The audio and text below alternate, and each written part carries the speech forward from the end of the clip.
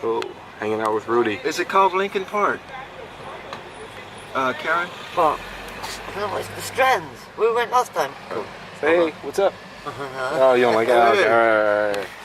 Rudy Richardson, how are you? my man. What's up? Cheers what's from up? London. Cheers from London. Rudy. All right. That's what's up. All right, I'm doing okay. All right. Hanging out in the Streetlytes, man. Hanging out. Cool. About to head over to Lincoln Park, and we're going to do some drop-offs today. Yes, we are. Tell me a little bit about Lincoln Park, Rudy. Lincoln Park is where a lot of the homeless congregate, and a lot of the suit run providers go there. It's about, I say, anywhere from 8 to 10, 15 suit run providers, and usually it's more about 150, 200 homeless. So okay. I'm going to take Amos there, and we're going to pass out some new jackets, winter survival kits, just the essentials that are needed in this weather. Okay, what's a winter survival kit? Winter survival kit, I'm going to show you, and I want you to film it because we have them in back, so you can actually see what it is and film it. That's what's show up. You that. Cool. Okay? Because it's cold over here in London, and I couldn't see being out on the streets here in the middle of London without, the proper essentials. Clean socks, dry socks, shoes, a good coat, sweater, and some trousers, just to be able to make it day by day. Because in some of this weather, I tell you, if you're not properly equipped, I think you could lose your life over a night. So this is what people like Rudy, Streetlytes, Chris does this for is like Rudy. the people in Bless London. you. How are you? Cool. Is this Chris Fatherheart? Yeah, you can die of hypothermia. Is this Chris Fatherheart? Hypothermia, easy. Yeah, easy. You get a lot of old people that die of it. Old people, because what happens because they're on pension. Is this Chris Fatherheart? They're on a pension. They're so scared of. You don't like to be on camera, do you? No, I'm fine. Just for this, Okay. I don't mind. Okay. Yeah. Cool. Oh, all right. wrong So you're saying? I'm saying a lot of old people actually die of cold in the winter in England when it's really cold because they're on such low budgets and pensions. They're frightened to put on their heating, so they sit in the freeze. Oh wow, what's the amount of a pension? It's like a government state pension, which is really low. Okay, how much is that for like an elderly person? I don't know, maybe £70 a week or something. £70 a week? Yeah. Wow. Yeah, and that's got to provide food, heating, and everything. And the gas is so expensive. Like I know we just paid a bill for £350. Wow. So you can imagine that old person that is so scared to put the heat on, they're dying of hypothermia. Okay. So there isn't any provisions by the state to like give them a voucher for their heating? They started doing it, but it's only very few people that actually qualify for it, and then it's only like £300 a year. Okay. And that doesn't even pay for 3 months. Okay. Gas. So there isn't like a social security system like they get benefits and they get a pension. It says it's really low. It's like Well, I tell you what, they instead of pay going there, we're gonna... their rent and their council tax. Yeah, but they only get like £70 to live off per week. Oh wow. Right, so imagine that's got to buy food. You can't even buy food with that. That's got to really? buy food. That's got to. We'll go there. That's got to pay for light and that's got to pay for gas. Okay. Because we went out, we made a mistake of going out in central London, and we had a Chinese dinner, and I was shocked. They for two, they gave us a £40 bill. Yeah. So these people are given like £70 a week to live on. Yeah. And when we went out, we had like a basic Chinese meal, and they charged us £40 for it. So it kind of shows you. Yeah, so a lot of them dying because they're scared to put the heat on. Oh wow. And they sit in the house and freeze to death. Okay. Do you find that a lot of the pensioners come out to receive the survival kits from you, or? No. Okay. No, with the pensioners, we do them on Thursdays. Yeah. Okay.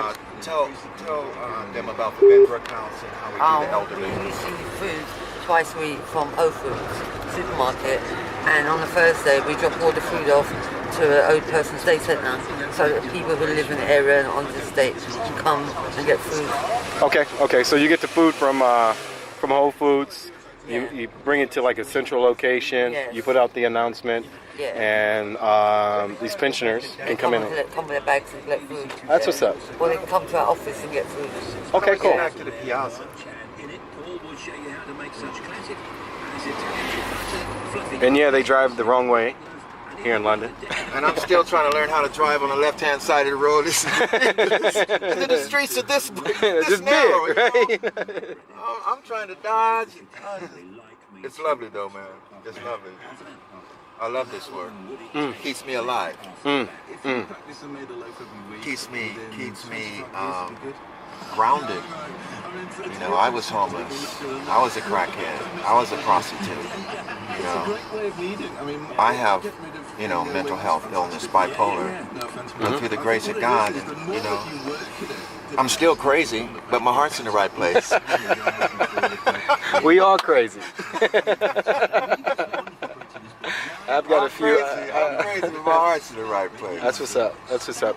So, when you're in the military, were you ever seen by any like psychiatric professionals while you're in the military? No, Before you what got out? happened, because of the sexual abuse that happened to me as a child, when the memories started coming up in the military, I was really afraid to talk about it, simply because, you know, I was having, you know, bisexual feelings, Yep. and I would never mention that. Especially in the because- army. In the army, because I was afraid to get. Imagine in 1972. Army, black having man. that post-traumatic stress syndrome come up, and all of these memories coming up, and I just had to. Shit, I held that shit inside and drank and used drugs, and I think the only thing that held me up in the army was my uniform.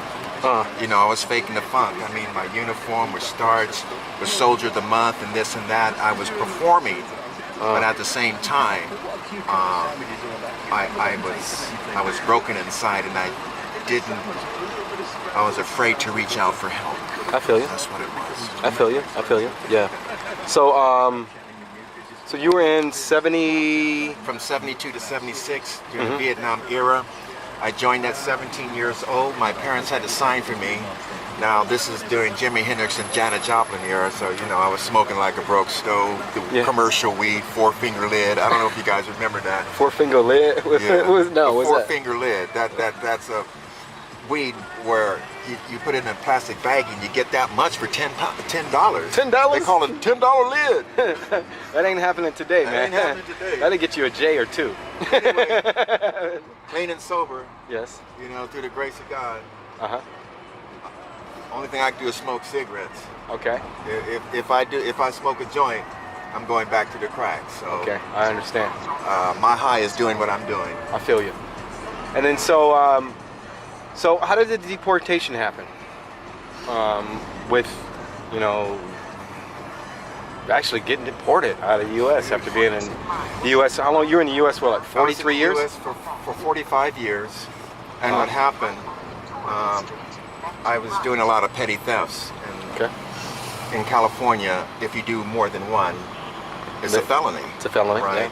And of course they blow it up, you know, and say Prosecutors. commercial burglary. Yes. When what I did, I stole an iron.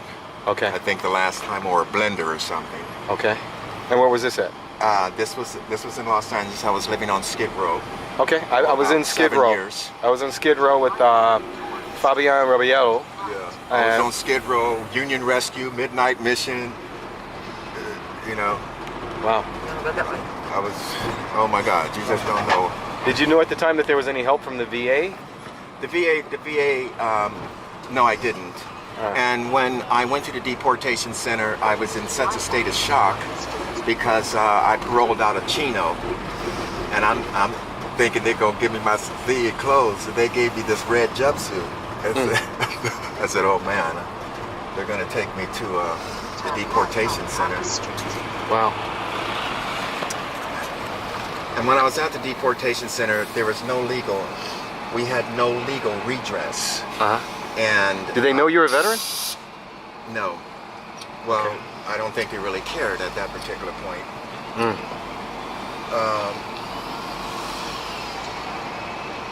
I seen my dad for the last time through a glass window. He had lost about 80 pounds. Cancer. He's dying of cancer. My daughter, she's crying and I'm crying, saying they can't take my daddy, and I'm just done. Wow. I understand. This was in 2003? Yes. 2003. Okay. We'll talk a little bit more afterwards. Let me just. It's Make very this- emotive for me. Okay, I understand. It'll make